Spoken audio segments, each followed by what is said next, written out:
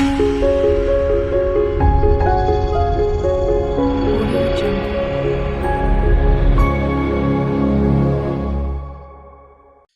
கர்த்தர் நம்ம கொடுத்திருக்கிற ஒரு வசனம் யாத்ராகமம் 14வது அதிகாரம் அதனுடைய 13வது வசனம்.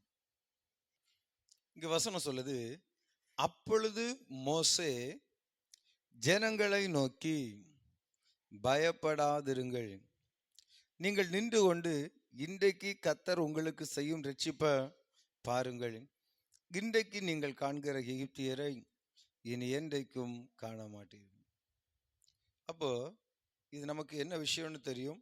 இஸ்ரவேல் ஜனங்களை அடிமைத்தனத்திலிருந்து மோசே மூலமாய் கர்த்தர் மீட்டு கொண்டு செங்கடலின் அருகாமையில் வரும்போது, மறுபடியும் எகிப்தியர்கள் இஸ்ரவேலை பின்தொடர்ந்து வரும்போது, இவங்களுக்கு முன்னாடியும் போக முடியாது பின்னாடியும் போக முடியாதபடி நடுவில் சிக்கி தடுமாறி கொண்டிருக்கிற இந்த நேரத்தில் அவர்கள் கர்த்தரை நோக்கி கூப்பிடும்போது கர்த்தர் செய்த ஒரு அற்புதத்தை குறித்து தான் இங்கே சொல்லப்பட்டிருக்கு. அதே போல இன்றைக்கு நம்முடைய வாழ்க்கையிலும் முன்னாடியும் போக முடியாது பின்னாடியும் போக முடியாதபடி ஏதாவது இடத்துல நம்ம சிக்கி தடுமாறி நின்று கொண்டு இருக்கிறோன்னா, இன்றைக்கு அந்த இடத்துல தேவன் ஒரு அற்புதத்தை செய்ய போறார். அதுதான் இன்னைக்கு பிரசங்கம். அப்போ நாம் எந்தெந்த இடத்துல அப்படிப்பட்ட ஒரு போராட்டத்தில் தேங்கி நிற்கிறோமோ, தடுமாறி நிற்கிறோமோ, சிக்கி நிற்கிறோமோ, அந்த இடத்துல கர்த்தர் ஒரு அற்புதத்தை செய்ய போறார்.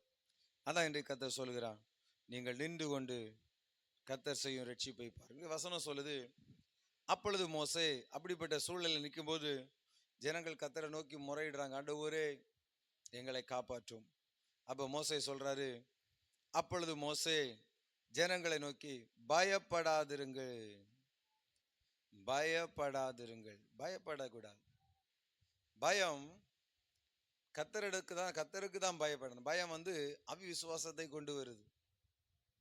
ஆகவே பயப்படாதிருங்கள், பயப்படக்கூடாது. ஏன் பயப்படக்கூடாதுன்னு சொல்றேன்? எந்த சூழ்நிலையிலும் அவர் உங்களை காப்பாற்ற முடியும்.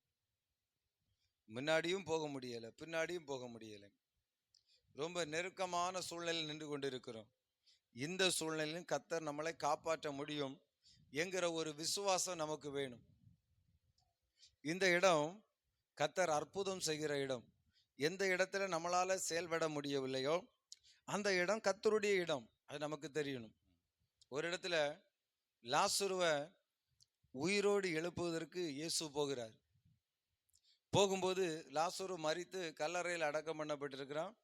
அந்த கல்லை புரட்டி போகணும். உயிரோடு எழுப்புகிற தேவனுக்கு அந்த கல்லை புரட்டு, கையை விரலை நீட்டினா கல்லெல்லாம் என்ன செய்கிறோம்? சுக்குநூறாய் உடைந்து போயிடும், விலகிரும். ஆனாலும் பக்கத்தில் இருக்கிறவங்கள பார்த்து சொல்ல, இந்த கல்லை புரட்டி போடுங்க. அப்போ மனுஷன் செய்ய வேண்டிய காரியத்தை மனுஷன் செஞ்சுதாகணும். கல்லை புரட்டி போட்டாச்சு. அடுத்து பக்கத்தில் நிற்கிறவங்க பார்த்து, நீ அவனை உயிரோடு எழுப்பு அப்படின்னு கர்த்தர் சொல்லலை. உயிரோடு எழுப்புது மனுஷனால கூடாது. ஆகவே கர்த்தர் அந்த இடத்துல லாசருவே எழுந்து வா, அவருடைய வேலையை செய்கிறான். அப்போ நம்ம இப்படிப்பட்ட ஒரு சிக்கல்ல சிக்கி இருக்கிறேன்னா, அந்த இடம் கர்த்தருக்கு அற்புதம் செய்ய வேண்டிய இடம். நம்ம செய்ய வேண்டியதெல்லாம் செஞ்சு செஞ்சு செஞ்சு செஞ்சு இவ்வளவு தூரத்துல வந்தாச்சு. இனி இதுக்கு மேல முன்னையும் போக முடியாது பின்னையும் போக முடியாது.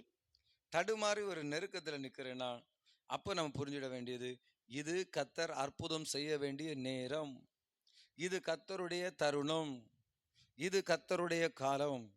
சீக்கிரத்துல தேவன் அற்புதம் செய்ய போறா என்கிற ஒரு எண்ணம் உடனே நமக்கு வேணும். நம்ம அதை தான் திங்க் பண்ணணுமே தவிர பயப்படக்கூடாது. ஏன்னா ஒரு அற்புதம் நடக்க போகுது. அதான் மோசே சொல்றாரு, பயப்படாதிருங்கள். பயப்படாது என்ன செய்யணும்? நீங்கள் நின்று கொண்டு இன்றைக்கு நீங்கள் நின்று கொண்டு இன்றைக்கு கர்த்தர் உங்களுக்கு செய்யும் ரட்சிப்பை பாருங்கள். அப்படின்னா கர்த்தர் உங்களுடைய வாழ்க்கையில செய்ய போற ரட்சிப்பை, அதிசயத்தை, அற்புதத்தை நீங்கள் பாருங்கள் அப்படின்னு சொல்லிட்டு ஒரு க்ளூ கொடுக்கிறார். என்னன்னா, இன்றைக்கு நீங்கள் காண்கிற எகிப்தியரை இனி என்றைக்கும் காண மாட்டேன். இப்படிப்பட்ட நெருக்கமான சூழ்நிலை மோசே சொல்றாரு, இன்றைக்கு நீங்கள் காண்கிற எகிப்தியரை, அதாவது உங்களை பின்தொடருகிற, உங்களை நெருக்கிற, ஒடுக்கிற இந்த எகிப்தியரை இனி நீங்கள் காண மாட்டீர்கள். நான் அங்கே செங்கடலை பிளப்பேன், தீர்க்க தரிசனம் சொல்லல, செங்கடலை நான் பிளப்பேன், அதன் வழியா உங்களை நடத்துவேன், அப்புறம் செங்கடலை மூடுவேன், அவர்களை அங்கே அழிப்பேன், அப்படி சொல்லல. இங்க தீர்க்க தரிசனமா சொல்லப்படு, இன்றைக்கு நீங்கள் காண்கிற எகிப்தியரை இனி என்றைக்கும் காண மாட்டேன். அப்ப இன்றைக்கு உங்களை பின்தொடர்கிற கிரியைகளை, பின்தொடர்கிற வல்லமைகளை, பின்தொடர்கிற போராட்டங்களை, பின்தொடர்கிற பிசாசுகளை இனி நீங்கள் என்றைக்கும் காண்பதில்லை. அவர் என்ன செய்ய போறாருன்னு யாருக்கும் தெரியாது. ஆனா நம்மளை என்ன செய்ய போறார்? விடுதலையாக்க போறாருங்கிறது மட்டும் நிச்சயம். அந்த பிரச்சனைக்கு ஒரு முற்றுப்புள்ளி வைக்க போறாருங்கிறது நிச்சயம். அப்படி இவங்களுக்கு என்ன நடக்க போகுதுன்னு தெரியல. 14வது வசனம் சொல்லுது, கர்த்தர் உங்களுக்காக யுத்தம் பண்ணுவார், நீங்கள் சும்மா இருப்பீர்கள் என்றார். நான் சொன்னேன், இது கர்த்தருடைய தருணம். இப்ப யுத்தம் வந்திருக்கிறது. இந்த சூழ்நிலை வந்த யுத்தம் கர்த்தருடைய யுத்தம். காலையில நம்ம பார்த்தோம், சிம்சோனுக்கு விரோதமா ஒரு யுத்தம் வந்தது. தேவ ஆவியானவர் அவனுக்குள்ள இறங்கி எல்லாவற்றையும் அழித்து போட்டான். ஏன்னா அது கர்த்தருடைய யுத்தம். அதே போல இப்படிப்பட்ட சூழ்நிலையில வந்திருக்கிற இந்த யுத்தம் அது கர்த்தருடைய யுத்தம். அதான் மோசே சொல்றாரு, கர்த்தர் உங்களுக்காக யுத்தம் பண்ணுவா, நீங்கள் சும்மா இருப்பீர்கள் என்றார். கர்த்தர் உங்களுக்காக யுத்தம் பண்ணுவா. அப்போ இன்றைக்கு இந்த இடத்துல நம்ம வந்திருக்கும் போதும் கர்த்தர் நமக்காக யுத்தம் செய்யக்கூடிய ஒரு தருணத்துல நம்ம இருக்கிறோம். இன்றைக்கு இந்த வேதத்தில் எழுதியிருக்கிறபடி கர்த்தர் நமக்காய் யுத்தம் செய்வான். கர்த்தர் நமக்காய் யுத்தம் செய்வான். எந்தெந்த பிசாசுகளை மேற்கொள்ள முடியவில்லையோ, எந்தெந்த பிரச்சனையை மேற்கொள்ள முடியவில்லையோ, எந்தெந்த போராட்டத்தை தாண்ட முடியவில்லையோ, அது கர்த்தர் அற்புதம் செய்ய வேண்டிய இடம். ஆகவே அப்படி எந்தெந்த போராட்டம் இருக்கிறதோ இன்றைக்கு அதை கர்த்தருடைய கரத்தில் ஒப்பு கொடுங்க. கர்த்தர் உங்களுக்கு ஆயுத்தம் செய்வான். இன்றைக்கு நீங்க காண்கிற இந்த போராட்டத்தை இனி என்றைக்கு நீங்க காண மாட்டேன். இதான் என்னை கர்த்தர் நமக்கிட்ட சொல்றேன். அங்க அவங்களுக்கு அப்படியே தான் நடந்தது. அவங்களுக்கு எப்படி நடந்தது? கர்த்தர் மோசே பார்த்த, மோசே கோலை நீட்டு, செங்கடல் 2 பிளந்து அது வழியா நடந்து போறாங்க. அந்த கரைக்கு போனதுக்கு அப்புறம் எகிப்தியர்கள் இவங்களை பின்தொடர்ந்து கடலுக்குள்ள போறாங்க. கர்த்தர் மோசையை பார்த்து சொல்ற, மோசே கோலை நீட்டு.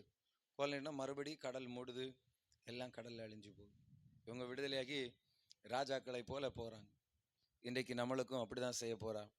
என்ன யுத்தம் நமக்கு இன்னும் சொல்லப்படலை. ஒருவேளை ஜெபம் பண்ணும்போது கர்த்தர் உங்களுக்கு வெளிப்படுத்தணும். கடலை பிளக்க போறாரா, என்ன செய்யற? அவங்களுக்கும் இவ்வளவுதான் சொல்லப்பட்டது, நமக்கும் இவ்வளவுதான் சொல்லப்பட்டது. அவங்களுக்கு அற்புதம் நடந்தது போல நமக்கும் எப்படியாவது அற்புதம் நடக்கும். அவர் சொன்னதுதான் நிச்சயமா செய்து முடிப்பார். எழும்பி நிற்போம், ஜெபம் பண்ண போறோம். ஆண்டவரே எங்களுக்கா இந்த இடத்துல ஒரு யுத்தம் பண்ணுங்கன்னு சொல்லி எல்லாம் எழும்பி ஊக்கமா ஹல்லேலூயா, ஹல்லேலூயா. பயப்படாதிருங்கள். நீங்கள் நின்று கொண்டு இன்றைக்கு கர்த்தர் உங்களுக்கு செய்யும் ரட்சிப்பை பாருங்கள். என்ன ரட்சிப்பு? இன்றைக்கு காண்கிற எகிப்தியர்களை இனி நீங்கள் என்றைக்கும் காண மாட்டீர்கள். கர்த்தர் உங்களுக்காக யுத்தம் பண்ணுவான், நீங்கள் சும்மா இருப்பீர்கள். இது நீர் யுத்தம் செய்கிற தருணம், இது நீர் யுத்தம் செய்கிற நேரம். எந்தெந்த இடத்துல நீர் எங்களுக்கு யுத்தம் செய்ய வேண்டுமோ இப்பொழுதே கர்த்தர் எங்களுக்கு யுத்தம் செய்யும். எங்களை விடுதலையாக்குவீராகும். இதோ எங்களை பின்தொடர்கிற நெருக்கிற ஒடுக்கிற இந்த கிரிகளை எல்லாம் நீர் அழித்து போடுவீராங்க. இன்றைக்கு நீங்கள் காண்கிற எகிப்தியர்களை இனி என்றைக்கும் காண்பதில்லை என்று எழுதியிருக்கிறபடி சகல போராட்டங்களுக்கும் நீர் ஒரு முற்றுப்புள்ளியை வைக்கிறதற்காய் ஸ்தோத்திரம். பெரிய பர்வதமே எம்மாத்திரம், செருபாபேல் முன்பாக சமபூமியாவாய். பெரிய பர்வதமே எம்மாத்திரம், செருபாபேல் முன்பாக சமபூமியாவாய். முத்திரை மோதிரமாய் தெரிந்து கொண்டாரே, முத்திரை மோதிரமாய் தெரிந்து கொண்டாரே.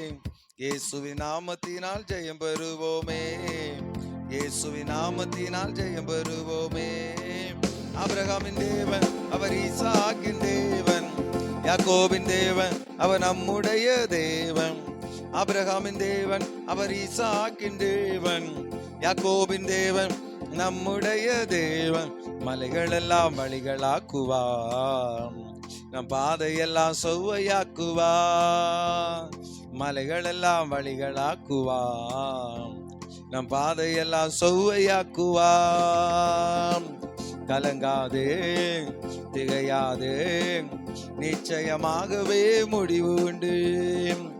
கலங்காதே, திகையாதே, நிச்சயமாகவே முடிவு உண்டு. ஆபிரகாமின் தேவன் அவர் ஈசாக்கின் தேவன், யாக்கோபின் தேவன் அவர் நம்முடைய தேவன். ஆபிரகாமின் தேவன் அவர் ஈசாக்கின் தேவன், யாக்கோபின் தேவன் நம்முடைய தேவன். மலைகள் எல்லாம் வழிகளாக்குவார், நம் பாதையெல்லாம் செவ்வையாக்குவார். மலைகள் எல்லாம் வழிகளாக்குவார், நம் பாதையெல்லாம் செவ்வையாக்குவார். இப்பொழுது எல்லா மலைகளும் இயேசுவின் நாமத்தினாலே வழிகள் ஆகட்டும். ஓ, பாதைகள் எல்லாம் இயேசுவின் நாமத்தினாலே செவ்வையாக்கப்படுவதாகும். நீங்கள் வெளியே புறப்பட்டு சென்று கொளுத்த கன்றுகளைப் போல வளருவீர்கள் என்று எழுதி இருக்கிறபடி